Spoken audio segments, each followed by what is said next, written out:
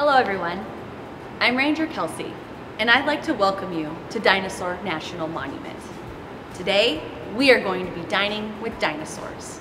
We'll be learning about our dinosaurs and their eating habits. Since humans weren't around during the time of the dinosaurs, scientists were never able to study them while they ate.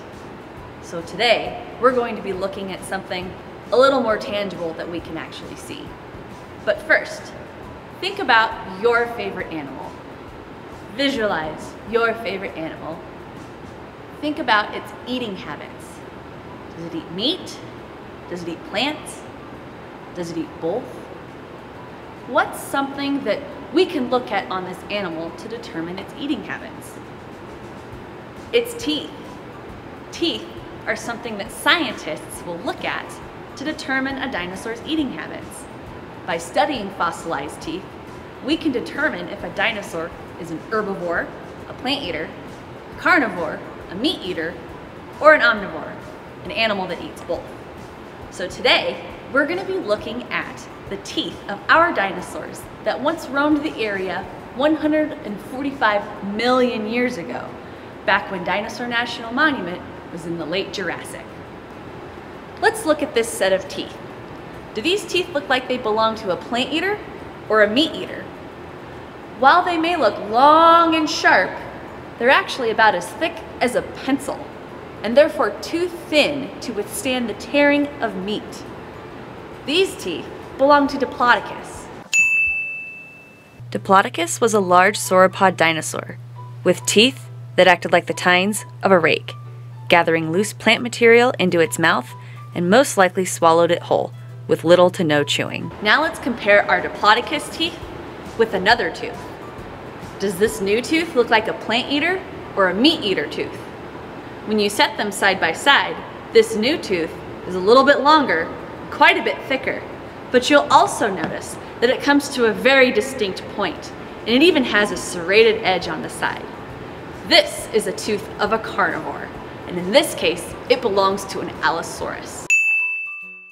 Allosaurus was one of the top predators here at Dinosaur National Monument, with a mouthful of sharp teeth, powerful jaws, and strong neck muscles to help it hunt prey. Our next tooth will compare to Allosaurus.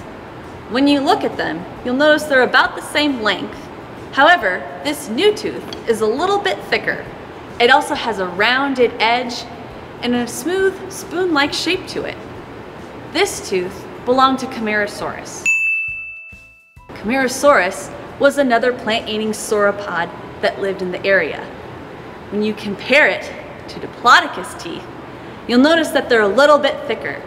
They're more robust, and scientists believe that these subtle differences between teeth enable different groups of dinosaurs to live in the same area and graze without fighting over food.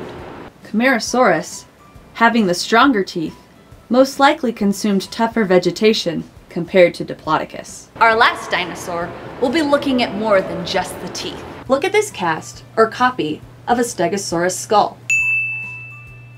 It has a narrow, wedge-shaped head with a beak in the front of the mouth and a row of small peg-like teeth in the back of the mouth. Stegosaurus was able to chew its food with teeth like this.